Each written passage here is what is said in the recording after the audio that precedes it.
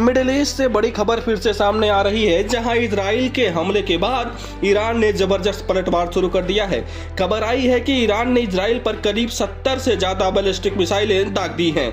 देखते ही देखते तेल अवीव, यरूशलेम और हाइफा जैसे बड़े शहरों में सायरन गूंज रहे हैं। इजरायली सेना यानी कि इजराइल डिफेंस फोर्सेज ने इस बात की पुष्टि की है कि ईरान की ओर से बैलिस्टिक मिसाइल्स लॉन्च की पहचान की गई है और पूरे देश में हाई अलर्ट को घोषित कर दिया गया है। रिपोर्ट्स के मुताबिक ये हमला एक बार में नहीं बल्कि कई चरणों में हुआ, जहां पहली खेप के बाद दूसरी खेप, दूसरी के बाद तीसरी, एक के बाद एक मिसाइलों की लहर इजराइल की तरफ आने लगी है। उत्तरी इजराइल में कई धमाकों की आवाज सुनाई दी है। हालांकि इजराइल का एंटी मिसाइल डिफेंस सिस्टम तुरंत एक्टिव कर दिया गया और कई मिसाइलों को हवा में ही मार गिराया गया।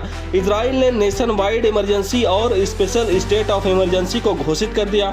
नागरिकों को मोबाइल पर अलर्ट भेजे गए और उन्हें तुरंत बॉम्ब शेल्टर्स में जाने के निर्देश दे दिए गए हैं। इजराइल की आपात सेवा मैगन डेविड एडम के अनुसार शुरुआती हमलों में किसी बड़े नुकसान या गंभीर रूप से घायल होने की खबर सामने नहीं आई है, लेकिन खतरा अभी बरकरार है।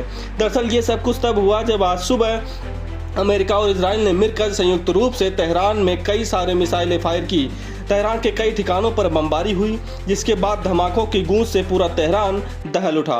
ईरान की राजधानी तेहरान में जोरदार धमाके, यहां तक कि कुछ रिपोर्ट्स में दावा किया गया कि हमले में supreme leader Ayatollah Ali Khamenei के दफ्तर के पास भी बम गिरे हैं। इजराइल का कहना है कि ईरान की हरकतों को देखते हुए उन्होंने डिफेंसिव सिस्टम को एक्टिव कर दिया है।